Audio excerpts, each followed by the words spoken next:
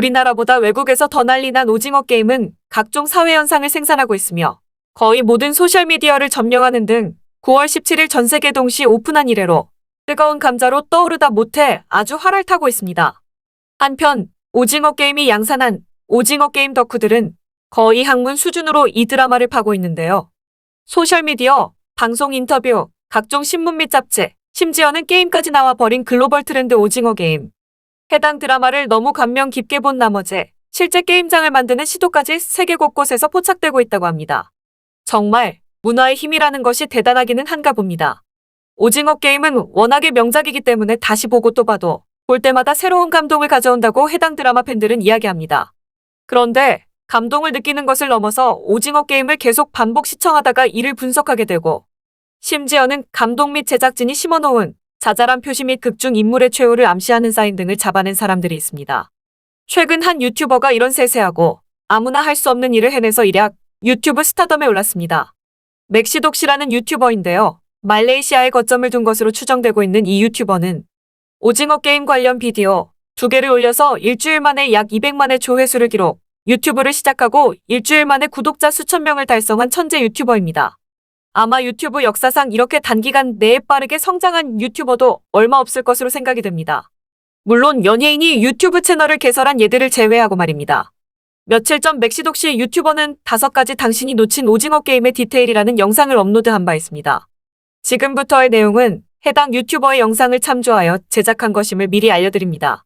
그리고 혹시 오징어 게임을 아직 시청하지 않으신 분들은 지금 이후부터는 스포일러가 있으니 시청에 유의하시기 바랍니다. 전조 극중에서 성기훈이 456억을 차지하면서 오징어 게임의 최후 생존자가 될 것이라는 전조가 있었습니다. 그것은 기훈이 경마장에 가서 운 좋게 돈을 땄을 때 그가 딴 금액이 정확히 456만 원이었던 것입니다. 다른 전조 중에 하나는 기훈이 그의 딸에게 생일 선물이라고 주는 권총에서 볼 수 있었습니다. 상자와 총을 받치고 있는 종이의 색깔이 실제 오징어 게임에서 사용하는 관의 색상 조합과 정확히 일치하는 것을 알 수 있습니다. 그리고 해당 총이 라이터인 점 역시 탈락자가 발생하면 그 시체들이 화장된다는 것을 암시하는 것이기도 합니다. 이뿐만 아니라 극중의 게임 참가자들의 대부분은 자신이 죽는 방식을 특정 행동을 통해 시청자들에게 미리 암시했다고 합니다. 첫 번째로는 깡패인 장덕수는 오징어 게임 참가 전에 동생에게 배신당해서 쫓기다가 다리 위에서 강으로 떨어지는데요. 이렇듯 위에서 아래로 떨어지는 모습은 한때 사이가 좋았던 미녀와 그의 최후와 닮아 있습니다. 둘째로 강세벽은 가족들 관련 건으로 브로커의 목에 칼을 들이대며 위협하였었는데요. 이는 사실 그녀가 죽게 되는 방법이기도 했습니다. 알리는 그의 직장 상사의 돈을 훔쳐 달아난 적이 있었지요. 사실 그건 훔친 것이라기 보기는 그렇고 그가 정당히 일한 돈이기는 했지만 말입니다. 어쨌든 이렇게 훔친 전력이 있는 알리는 역시 그의 최후의 상우에게 속아 자신의 구슬을 도둑맞고 맙니다. 마지막으로 상우는 투자 실패 등을 비관하여 자살을 시도한 적이 있었습니다. 오징어 게임에서 그는 역시 자살로 탈락하게 됩니다. 공식 포스터. 우리에게 너무 잘 알려진 공식 포스터에도 오징어 게임의 내용을 예측해볼 수 있는 스포일러가 담겨 있다고 합니다. 보시는 것처럼 참가 측과 주최 측으로 나뉘어진 포스터의 좌측의 참가자 측을 보면 약간은 겁을 먹은 듯한 알리의 모습과 어떻게든 헤쳐나가겠다는 표정을 한 나머지 사람들과는 달리 기괴하고 음흉한 미소를 띤 오일남 참가자의 모습을 볼 수 있습니다. 이뿐만이 아닙니다. 그가 써있는 자리는 우측의 주최 측 보스의 자리와 같습니다. 이 역시 의미하는 바가 있어 보입니다. 줄다리기. 오징어 게임을 보셨다면 오일남이 게임을 즐기기 위해 이 게임에 참가했다는 것도 아실 것입니다. 뽑기나 무궁화 꽃이 피었습니다 같은 게임들은 그가 쉽게 이를 통과할 수 있었겠지만 아무리 전략이 훌륭하다고 해도 어떻게 그렇게 위험이 큰 줄다리기를 했는지 의아해 하셨던 분들이 있었을 것입니다. 실제로 일남의 전략이 먹히기도 했지만 결국 힘에서 밀려 질 뻔하다가 상호의 3보 전진으로 가까스로 이겼으니까요.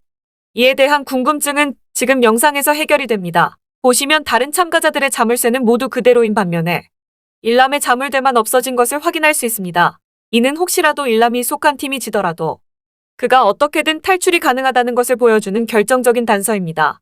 저는 솔직히 이와 같은 디테일을 보고 놀라움의 소리를 질렀습니다.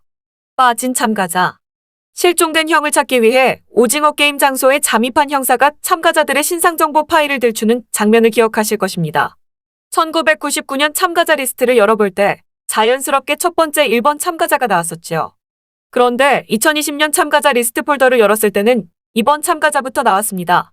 1번은 오일남이었으니 없는 것이 당연했었지요. 혹시 이 부분을 캐치하신 분들이 계신가요? 해당 디테일을 모두 본 해당 유튜브 영상의 댓글창은 정말 놀랍다는 표현들 일색입니다.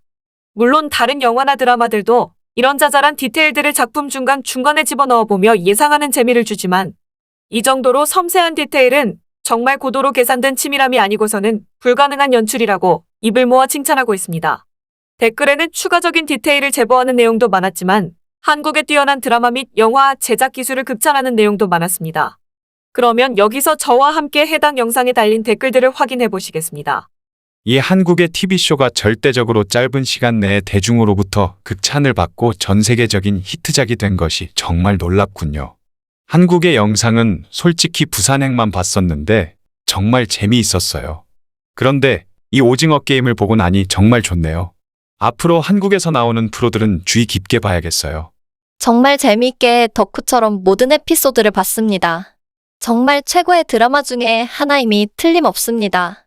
이게 아마도 이 드라마의 감독이 오징어 게임을 2008년부터 생각하고 있었기 때문이 아닐까 합니다.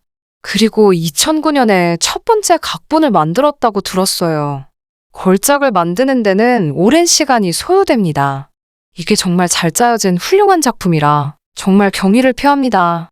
오늘도 끝까지 영상 시청해주셔서 감사드리며 여러분들의 구독과 좋아요는 영상 제작에 큰 힘이 됩니다. 이상 이슈TV였습니다.